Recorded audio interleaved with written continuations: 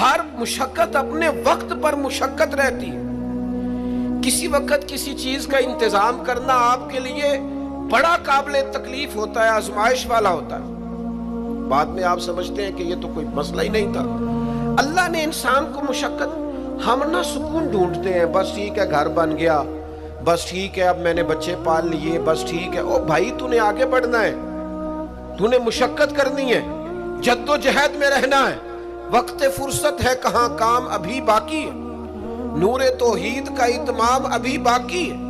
یاد رکھیں اگر آج جوانی ہے تو بڑھاپا آئے گا. آج اگر صحت بالکل ٹھیک ہے تو آہستہ آہستہ خدا نخواستہ قوا اور اعصاب کمزور ہونے لگتے ہیں. ہمیں نا ذہنی طور پر تیار رہنا ہے. لوگ کہتے ہیں جناب پتہ نہیں میں بڑا پریشان ہوں، ایک مشکل ختم ہوتی ہے دوسری شروع ہو جاتی ہے. میں نے کہا یہ مشکل نہیں، یہی تو مزہ ہے زندگی کا. اللہ کہتا ہے میں نے تجھے مشقت میں پیدا کیا ہے، اور تو کہتا ہے کہ آسانی ہو جائے. اب یہ تو نہیں نہ ہوگا، جس نے جیسا پیدا کیا ہے بات تو اس قادر مطلق کی چلے گی، تیری نہیں چلے گی جب اس نے پیدا ہی مشقت میں کیا ہے. حضرت زید بن ارقم رضی اللہ تعالیٰ عنہ بیمار تھے. یہ ذرا بات سننا میرے کریم کی. اللہ کے پیارے حبیب علیہ السلام تیمارداری کے لیے تشریف لے گئے تو حضور سید عالم علیہ السلام نے جا کر جناب زید بن ارقم کی طبیعت کو دیکھا تو کمزوری تھی اور وہ پریشان بھی تھے. تو حضور علیہ السلام کو اللہ تعالیٰ نے غیب کے خزانوں کی کنجیاں عطا فرمائی ہیں. قریب مسکرا کے فرمانے لگے زید اس بیماری سے پریشان نہ ہو، اس سے تو آپ نے ٹھیک ہو جانا ہے. اس روایت پر خاص غور کرنا کیا کہہ رہا ہوں. فرمایا اس سے آپ نے پریشان نہیں ہونا، اس سے تو آپ نے ٹھیک ہو جانا ہے، مسئلہ ہی نہیں. ہاں اس کے بعد ایک وقت آئے گا آپ کی آنکھوں کی بینائی رخصت ہو جائے گی اور عمر بھی آپ کی لمبی ہوگی. یعنی ایک بڑھاپا، ایک نظر چلی جائے گی. اب آپ یہاں غور کریں سرکار تربیت کیا کر رہے ہیں. حضور فرما رہے ہیں یہ جو مشکل ہے یہ تو گزرنے والی ہے، اس کے بعد جو مشکل آنے والی ہے وہ اس سے بڑی ہے. فرمایا زید اس کے بعد آپ کی بینائی چلی جائے گی اور عمر بھی لمبی ہوگی، تو بتائیے اس وقت کیا کریں گے. تو حضرت زید بن ارقم رضی اللہ تعالیٰ عنہ عرض کرنے لگے یا رسول اللہ میں اللہ کی رضا پر ثواب کی نیت سے صبر کروں گا. مانا کیا ہے؟ دکھ قبول محمد بخشا راضی رہن پیارے. ٹھیک ہے اگر بینائی جائے گی اور بڑھاپا آئے گا تو قبول کریں گے، رب کی رضا کے لیے ثواب کی نیت سے صبر کریں گے. ایسے بھی کبھی دنیا میں میدان لگتے ہوں گے کہ بیماری آئے گی، بتایا جا رہا ہے اور پوچھا جا رہا ہے کہ تو کیا کرے گا، تو بتا رہے یا رسول اللہ صبر کروں گا، تو نتیجہ بھی وہیں بیان ہو رہا ہے. یعنی سارا سودا نقد و نقد. اسی وقت ہتھیلی پہ سرسوں جم رہی ہے. حضور نے فرمایا کیا کرو گے؟ یا رسول اللہ صبر کروں گا اللہ کی رضا کے لیے ثواب کی نیت سے. تو حضور فرمانے لگے اگر تو صبر کرے گا تو پھر نتیجہ سوڑ، اللہ تجھ سے حساب نہیں لے گا، بغیر حساب ہی جنت عطا کر دے گا. وہ میرے بھائی ایک مشکل سے آپ گزر گئے، اب آپ کو اگلی مشکل کے لیے تیار رہنا ہے. ذہن بناؤ یار، طبیعت بناؤ، آگے بڑھنا ہے، مشقت کرنی ہے، نیند تھوڑی کم لینی ہے، زبان کے ذائقے مزے کے کھانے تھوڑے کم کرنے. ہم نے اپنی مرضی سے وہ لیٹے ہیں، وہ آرام کر رہے ہیں، اس سے تھوڑا اٹھ کر سوچنا. امام علی مقام کا پیغام یہ ہے کہ تو بڑا تب بنے گا جب تیری زندگی محنت والی، کوشش والی، جد و جہد والی ہوگی. اور پھر اس کے بعد کیا کرنا ہے؟ ایک کوشش کرنی ہے. اس کے بعد اگلا کام یہ ہے کہ جہاں رب رکھے نا وہاں رہنا بھی ہے، اس کی رضا پہ. جب آپ مسلمان ہوتے ہیں نا، کلمہ پڑھتے ہیں تو ہم اعلان کرتے ہیں آج کے بعد فیصلے میرے نہیں چلیں گے، فیصلے اللہ کے چلیں گے. لیکن پریشانی پتہ کب ہوتی ہے؟ جب ہم فیصلہ اپنی مرضی کا مانگتے ہیں. وہ بھائی جب تو مالک کا غلام ہے، بندہ ہے، تو پھر دکھ کس چیز کا نام ہے؟ کسی درویش نے کہا تھا دکھ کس چیز کا نام ہے کہ اللہ کی مرضی اور ہے اور تیرا ارادہ اور ہے. تو کہتا ہے بات اس طرح بنے جس طرح میں چاہتا ہوں، اور رب کہتا ہے نہیں میں نے فیصلہ کر لیا ہے. پھر تو دکھی ہوتا ہے सुखी भला कौन होता है? जो रब कर दे वो कहे बिल्कुल ठीक है, वो कहे बिल्कुल। और कुरान मजीद ने इसे बयान किया, रदी अल्लाहु अन्हुम व रदू अन। ये करबला का दूसरा पहलू, एक पहलू मुशक्कत जद्दोजहद, एक पहलू ये कि रदी अल्लाहु अन्हुम व रदू अन। अल्लाह कहता है मेरे बंदों की शान ये है कि अल्लाह उनसे राजी है और वो अल्लाह से राजी है। अल्लाह उनसे राजी है और वो भी राजी है अल्लाह से। अल्लाह ने जहां रखा है वो अल्लाह से, एक पहलू ये है कि अल्लाह राजी हो जाए, एक पहलू ये है कि बंदा राजी हो जाए। रब फरमाता है ज़ालिकल फौजुल अज़ीम, वो अल्लाह से राजी, अल्लाह उनसे राजी, ये बहुत बड़ी कामयाबी है। इमाम मोहम्मद गजाली रहमतुल्लाह अलैह से किसी ने कहा था ज्यादा मुश्किल क्या है, अल्लाह का राजी होना के बंदे का? तो इमाम साहब फरमाने लगे रब तो मेहरबान ही बड़ा है, बड़ी जल्दी राजी हो जाता है। दो सिर्फ आंसू बहाए सच्ची तौबा के मालिक राजी है। किसी गरीब की मदद कर दे इखलास से, अल्लाह राजी है। अल्लाह तो जल्दी राजी हो जाता है, मुश्किल ये है कि बंदा नहीं राजी होता। ये इसने हर रोज एक नई उम्मीद लगाई हुई है, हर रोज इसका नया रंग है, ये राजी नहीं होता। हजरत मूसा अलैहिस्सलाम ने अल्लाह की बारगाह में अर्ज की, मालिक मेरी कौम ये अर्ज करती है कि तू बता तू हमसे कैसे राजी होगा। हजरत मूसा अपनी कौम की अर्ज लेकर मालिक की बारगाह में कोहे तूर पे हाजिर है। ओ यारो इसे दिल की तख्ती पे लिख लेना। अर्ज की मालिक मेरी कौम कहती है रब करीम के हुजूर अर्ज करे कि हमें बताए हमारा रब हमसे कैसे राजी होगा। तो हजरत कलीम कहते हैं जब रब की बारगाह में अर्ज किया तो मालिक ने फरमाया उनसे जाके कहो वो मुझसे राजी हो जाए, बस वो राजी हो जाए मैं भी उनसे राजी हो जाऊंगा। हुसैन सबसे लाडले थे। हसन की भी क्या बात है, इमाम अली मकाम की क्या बात, और इमाम हुसैन सबके लाडले थे। लेकिन जब इम्तिहान देने की बारी करबला में आई तो अकेले खड़े थे, ना पुश्त पर नाना, ना हाथ में शेरे खुदा की उंगली, ना पलट के जाके माँ के पल्लू में छुपने का मौका, ना हसन मौजूद है कि बड़े भाई से मशवरा ले लिया जाए, कोई नहीं।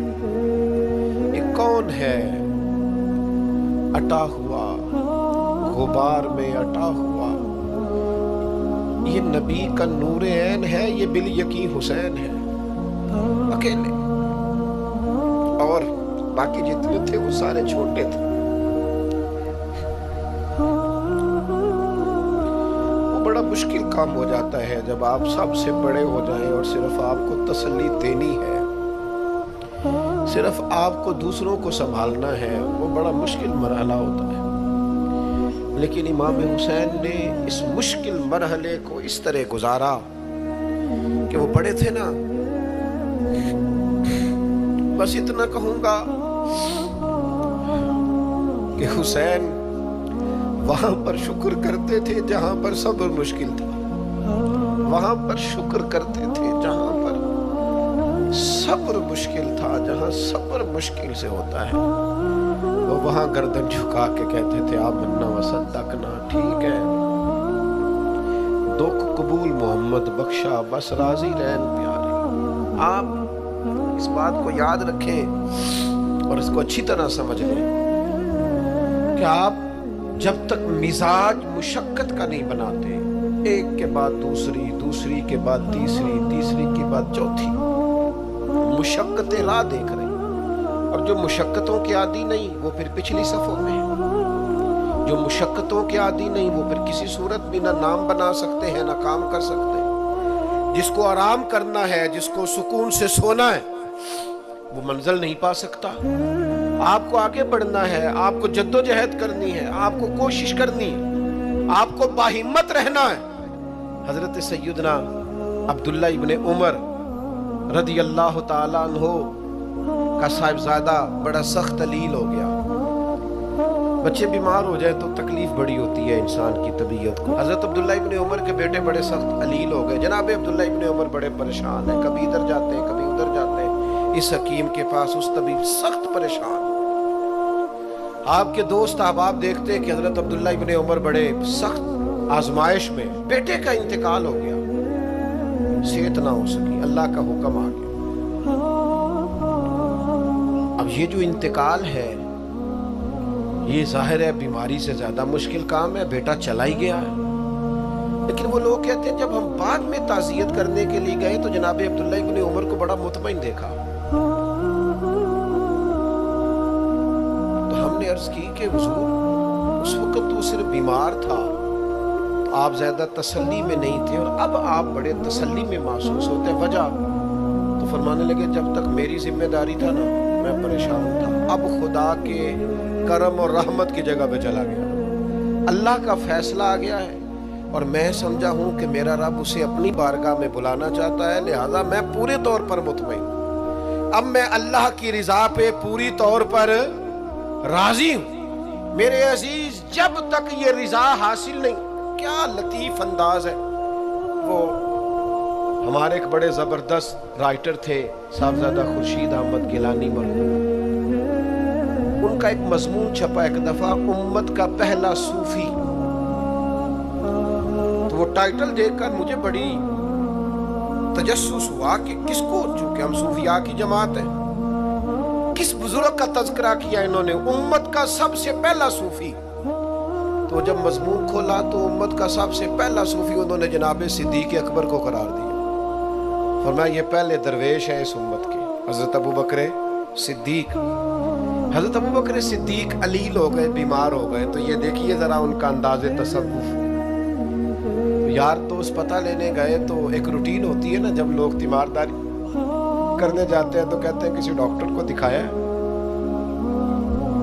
सब लोग आपके गिर्द बैठे हैं, तो कहने लगे अबू बकर तबीब को दिखाया है? फरमाने लगे हाँ तबीब देख गया है, और तबीब देखता रहता है। तो कहा फिर तबीब ने क्या कहा है? कहने लगे तबीब ने कहा फ़अलुल लिमा युरीद, तबीब ने कहा है भाई जो मैं चाहता हूं ना वो मैं कर दिया करता हूं, जो मेरा इरादा होता है फिर वो मैं कर देता हूं, वो तबीब मुझे कह गया है, लिहाजा जो उसका इरादा होना है उसने। अब वो जो इर्द गिर्द बैठे थे वो भी तो सहाबा थे ना, इस बारीक बात को फौरन समझ गए, कहने लगे अल्लाह तुझे जज़ा अता करे। ओ यारो, थोड़े दिन अगर सुख से जीना चाहते हो तो एक ही इलाज है, एक मालिक की रजा में राजी रहो, ना समझ आए तो फिर करबला वाले इमाम हुसैन की तरफ देखना, वो नाना के कंधों पे थे फिर भी बड़े खुश थे, वो माँ की गोद में थे फिर भी बड़े खुश थे, शेरे खुदा की बाहों में थे फिर भी बड़े खुश थे, हसन के साथ सफरे हज पे तो भी बड़े राजी थे, और जिस दिन रजब के महीने में मदीना छोड़ रहे थे तो उस दिन भी कह रहे थे मालिक मैं तेरी रजा में राजी हूं। और हुसैन इब्ने अली रज़ी अल्लाह ताला अन्हु ने हमें ये मेयार दिया है, जिस दिन शबीह मुस्तफा अली अकबर उनके घर में पैदा हुए थे, हुसैन उस दिन भी बड़े राजी थे, और जब अल्लाहु अकबर कह के जख्म खा के जनाब अली अकबर घोड़े से जमीन पर तशरीफ लाए थे और जवान बेटे को सहारा देकर उन्हें उठाना पड़े था, हुसैन उस दिन भी रब की रजा पे बड़े राजी थे। और जब छोटा सा बेटा उनकी गोद में उसकी सांसें उखड़ रही थी तो इमाम अली मकाम उस वक़्त भी अपने रब की रजा पे बड़े ही राजी थे। हद हो गई, जिस गले को महबूब चूमते थे उस वक़्त भी हुसैन राजी थे, और जब उसी गले पे खंजर चल रहे थे तो इमाम अली मकाम ने ये नहीं कहा कि मालिक मेरा इतना इम्तिहान, आखिर मेरे मसले कब हल होंगे, मेरी मुश्किलात कब हल होंगी, आखिर किस वक़्त, ये नहीं फरमाया, बल्कि ये सारा कुछ सह के दोनों हाथ जमीन पे बिछा के सजदा शुक्र अदा करके कहा मालिक जहां तू रखे हुसैन वहां राजी है। इतना शिकवा है हमारी जिंदगी, आप यकीन करें उन बातों की भी दोस्त दुआ कराने आ जाते हैं जहां दिल करता है कि इन्हें समझाएं कि यार ना कहीं तो ठहरना अपने रब की रजा पे। यार देखो छोटी बात नहीं, हजरत अनस बिन मालिक कहते हैं 10 साल मैंने नबी पाक के घर में नौकरी की है, 10 साल, 1 साल के बाद लोग उकता जाते हैं, सारा पता चल जाता है, उसके बाद वो चाहते नहीं रहती, बंदा पुराना हो जाता है, इकराम एहतराम इल्ला माशाल्लाह वो नहीं रहता। फरमाते हैं 10 साल हुजूर के घर में नौकरी की, पूरे 10 साल, एक दफा भी रसूल पाक ने उफ नहीं कहा। फरमाते हैं ऐसा नहीं कि कभी कोई ऐसी बात नहीं हुई जिससे हुजूर नाराज हो, कई दफा ऐसे मौके आए, हुजूर ने किसी काम से भेजा, मैं जाके बच्चों के साथ खेलने लगा, महबूब आए, मैं डर गया, लेकिन हुजूर ने कुछ भी नहीं कहा, मुस्कुरा के फरमाया तुम्हें काम भेजा था, करके क्यों नहीं आए? ओ यार, आप ठहरे तो सही, इस्तकामत तो हो, जरा जरा सी बात पे बिलबिला उठना, तड़प जाना, हर चीज से उलझ जाना, ये बंदा मोमिन की शान नहीं। ताकतवर जिंदगी गुजारो, ताकतवर। एक तो ये कि मुशक्कत करनी है, दूसरा अल्लाह की रिजा पे राजी रहे, और तीसरी बात ये सोचे कभी जाती किस्म की नहीं बनानी, सोचे मिली किस्म की, कौमी आफाकी सोचें। इतने दोस्त हमारी खानका से वाबस्ता हैं, यहाँ किसी आस्थाने से वाबस्ता है, कुछ हमारे पास मदरसे में पढ़ते हैं, कहीं भी आप पढ़ते हैं। आपकी सोचें जब तक मिली और कौमी नहीं होती, आप बहुत ज्यादा भी बासलाहियत हैं तो आप कोई किरदार नहीं अदा कर सकते। आपको अल्लाह ने जो सलाहियत दी है वो दीन के लिए खर्च करें, कोई भी सलाहियत है आपकी, अजीज वसीउल ज़र्फी वसीउल मशरब, आप अपनी सलाहियत से कौमी फायदा करें। आप क्या मतलब मिली बातें, छोटी बातें, छोटा सा ज़हन, छोटी सी बात, आप वसी बात करें। इमाम बुखारी लिख गए,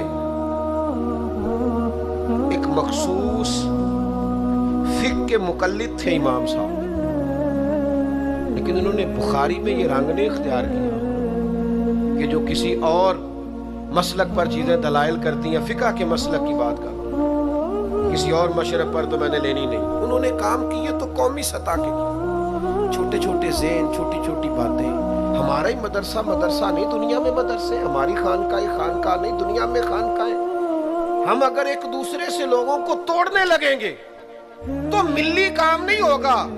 हम घर नहीं बनाना चाहते, हम रसूलुल्लाह का दीन तामीर करना चाहते हैं, दीन इस उम्मत के अंदर लाना चाहते हैं, नाफिज करना चाहते हैं। तो हम तो थोड़े से लोग हैं काम करने वाले जो पूरी दुनिया में काम कर रहे, कहीं भी कोई काम कर रहा है। हम नबी पाक का दीन लाना चाहते हैं तो हम तो हर एक को सपोर्ट करते हैं, जो थोड़ा सा भी काम कर रहा है उसे सपोर्ट करते हैं। मेरी आपसे गुजारिश है, जिस काज के लिए इमाम हुसैन ने जान दी थी ना, उस काज पर काम करने की जरूरत है। अब क्या करने की जरूरत है? अब वो पैगाम जो इमाम अली मकाम का पैगाम, दीन के लिए काम करें, बेहयाई के खिलाफ, उरियानी के खिलाफ, बेदीन कुव्वतों के खिलाफ। लोगों को सुकून मिलेगा, उन्हें कायल करें कि सुकून तुम्हें नमाज में मिलेगा, इबादत में मिलेगा, दयानतदारी में सुकून है, कनात में सुकून है, इज्जत नफ्स और खुददारी में जो तुम्हारे लिए अल्लाह ने रखा है उसमें सुकून है। लूट के खाओगे तो सुकून नहीं मिलेगा। मेरे भाई, इस सारे पैगाम को आम करने की जरूरत है, फैल जाए दुनिया में। और जिस तरह अपने हक में लोगों को कायल करते हो ना, को मजबूरी बन जाए, इस तरह लोगों को दीन के हक में कायल करें। मिन्नत करके बेनमाजी को नमाजी करें, मिन्नत करके जो दीन से दूर है उसे दीन के करीब करें। आप कोशिश करें कि फरोगे दीन हो, जहां मस्जिद नहीं तामीर मस्जिद में किरदार अदा करें। अपने लहजों से हर थकावट उतार के आगे बढ़ो, मिली कौमी सोचें पैदा करो। हमने इस वतन को भी तामीर करना है, दीन के लिए हमने अपने आप को पेश करना है जिस हद तक हो सके।